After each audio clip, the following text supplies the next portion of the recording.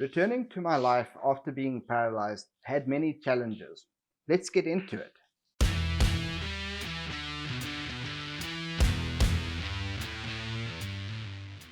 Greetings all and welcome to the Pivot Point. I'm Tyron Leigh.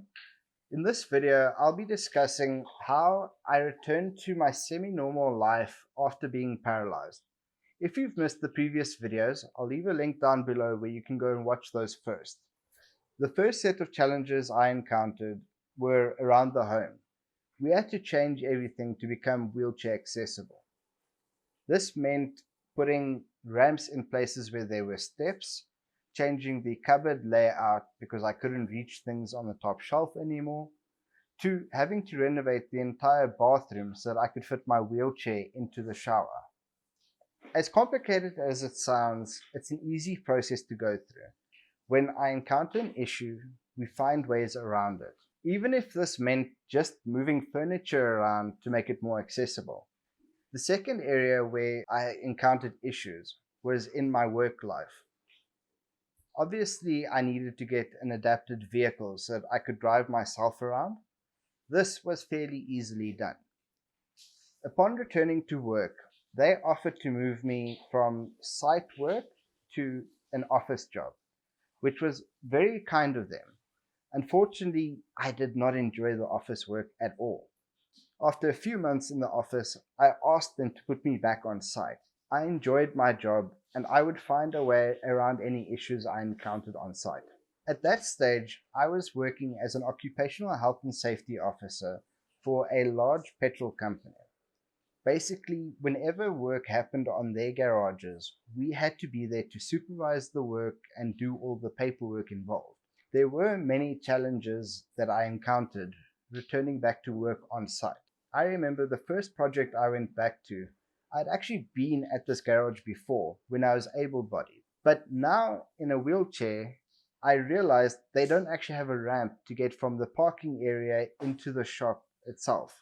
So I couldn't get up by myself. I needed someone to help lift me up the curb. It was then that I realized that I had to see the world differently in a wheelchair because I had never noticed these things before.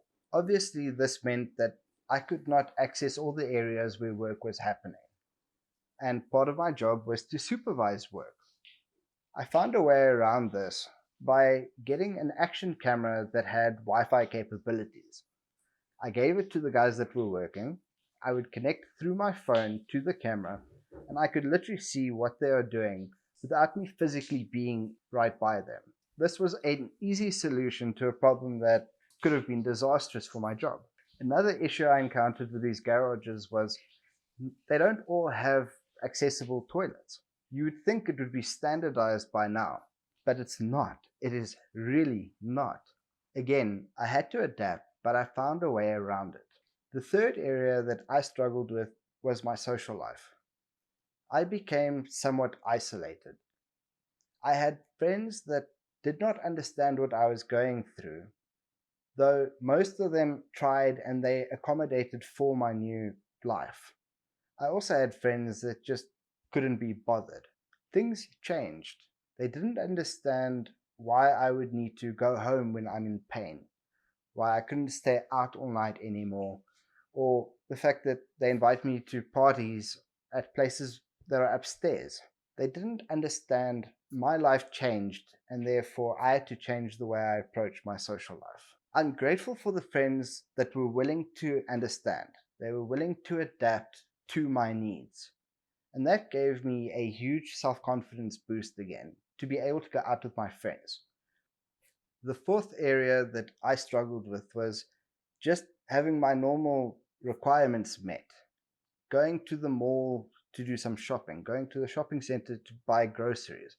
I would encounter the weirdest situations, from the parking lots where people are always parked in disabled bays, to fights with people parked in disabled bays, to bathrooms either not being accessible or the accessible bathrooms being taken up by people that don't need them.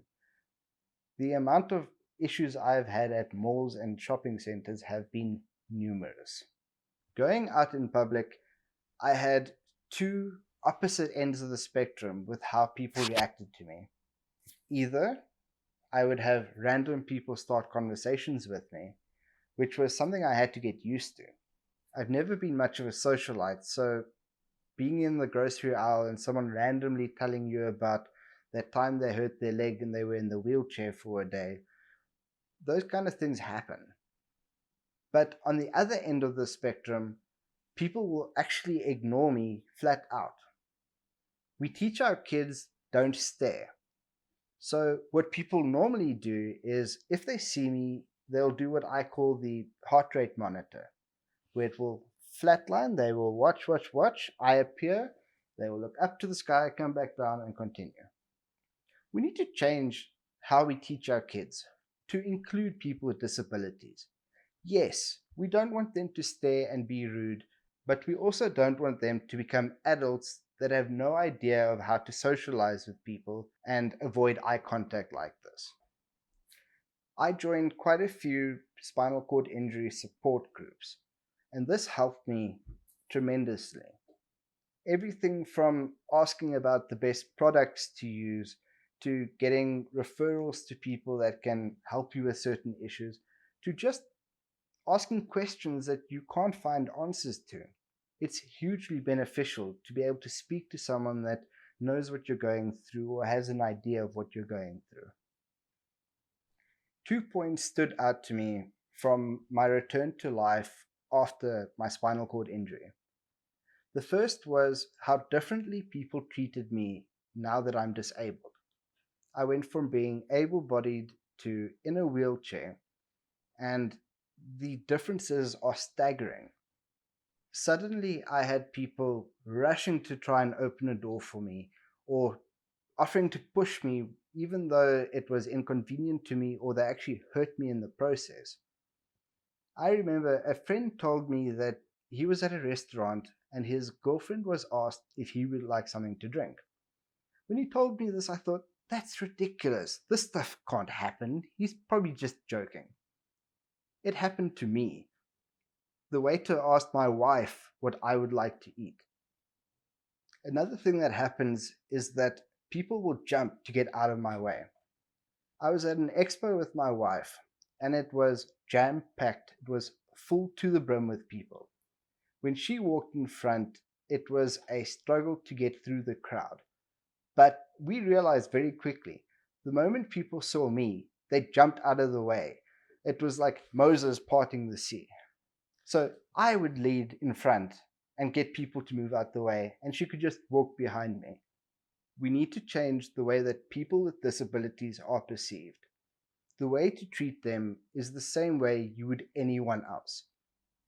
The second thing that stood out to me was that the world is not inclusive. I've struggled just because I have a mobility impairment. We need to enact change and involve everyone in our communities, from young to old, regardless of race or gender or disability. I hope you've enjoyed this video. If you have, give this video a like. Subscribe to my channel so you don't miss the future videos coming out. Thanks, and I'll see you in the next one.